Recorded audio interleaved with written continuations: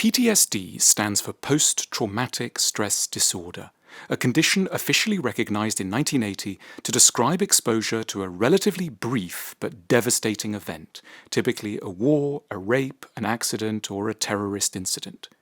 Complex PTSD, recognized in 1994, describes exposure to something equally devastating, but over a very long time, normally the first 15 years of life. Emotional neglect, humiliation, bullying, disrupted attachment, violence, and anger. A lot of us, as many as 20%, are wandering the world as undiagnosed sufferers of complex PTSD. We know that all isn't well, but we don't have a term to capture the problem. We don't connect up our ailments, and we have no clue who to seek out or what sort of treatment might help. So, here are 12 leading symptoms of complex PTSD.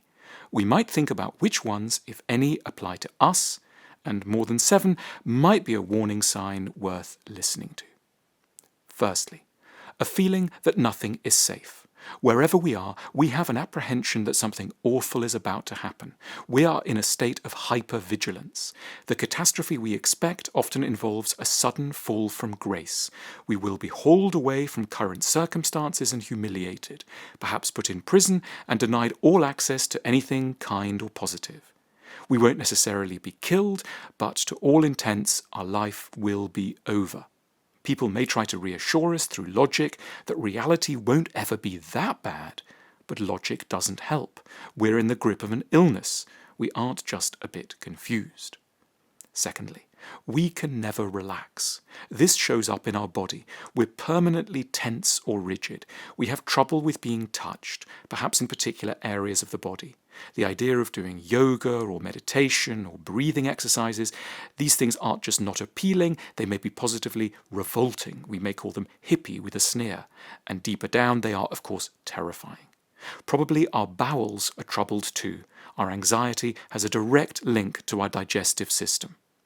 Thirdly, we can't ever really sleep, and we wake up very early, generally in a state of high alarm, as though during rest we've let down our guard and are now in even greater danger than usual. Fourthly, we have deep in ourselves an appalling self-image. We hate who we are. We think we're ugly, monstrous, repulsive. We think we're awful, possibly the most awful person in the world. Our sexuality is especially perturbed. We feel predatory, sickening, shameful. Fifthly, we're often drawn to highly unavailable people. We tell ourselves we hate needy people, but what we really hate are people who might be too available for us.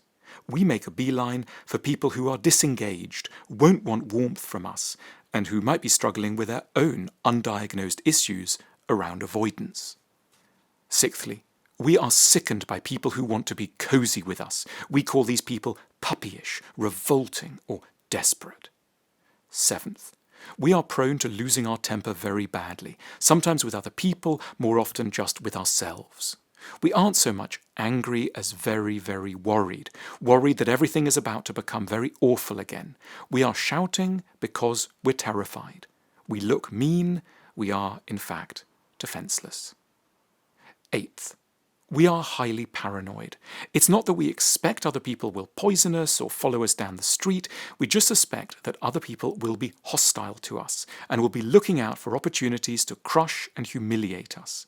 We can be mesmerically drawn to examples of this happening on social media, the unkindest and most arbitrary environment which anyone with complex PTSD easily confuses with the whole world, chiefly because it operates like their world, randomly and very meanly.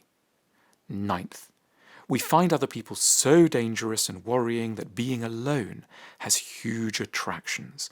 We might like to go and live under a rock forever. In some moods, we associate bliss with not having to see anyone again, ever. 10th, we don't register to ourselves as suicidal, but the truth is that we find living so exhausting and often so unpleasant, we do sometimes long not to have to exist anymore. 11. We can't afford to show much spontaneity. We're rigid about our routines. Everything may need to be exactly so as an attempt to ward off looming chaos. We may clean a lot. Sudden changes of plan can feel indistinguishable from the ultimate downfall we dread. 12. In a bid to try to find safety, we may throw ourselves into work, amassing money, fame, honour, prestige.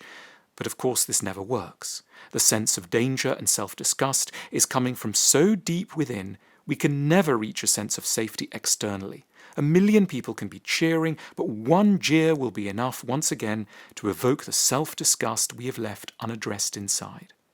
Breaks from work can feel especially worrying. Retirement and holidays create unique difficulties. Those are the symptoms. So what is the cure for all these arduous symptoms of complex PTSD?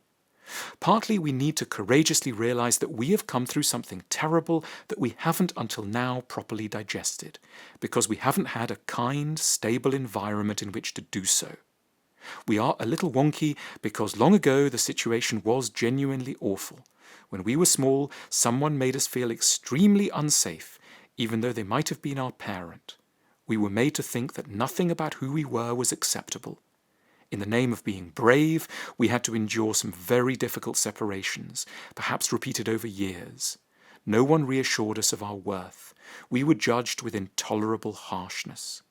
The damage may have been very obvious, but more typically, it might have unfolded in objectively innocent circumstances.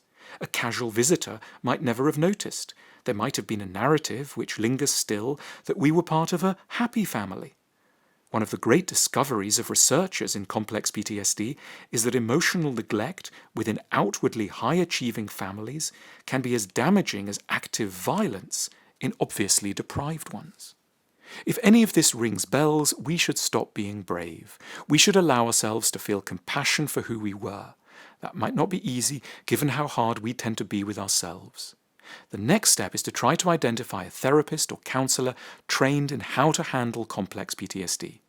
That may well be someone trained specifically in dealing with trauma, which involves directing enormous amounts of compassion towards one's younger self, in order to have the courage to face the trauma and recognize its impact on one's life.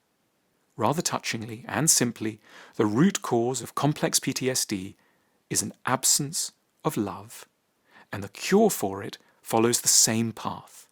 We need to relearn to love someone we very unfairly hate beyond measure: ourselves. The School of Life offers online psychotherapy to people all around the world.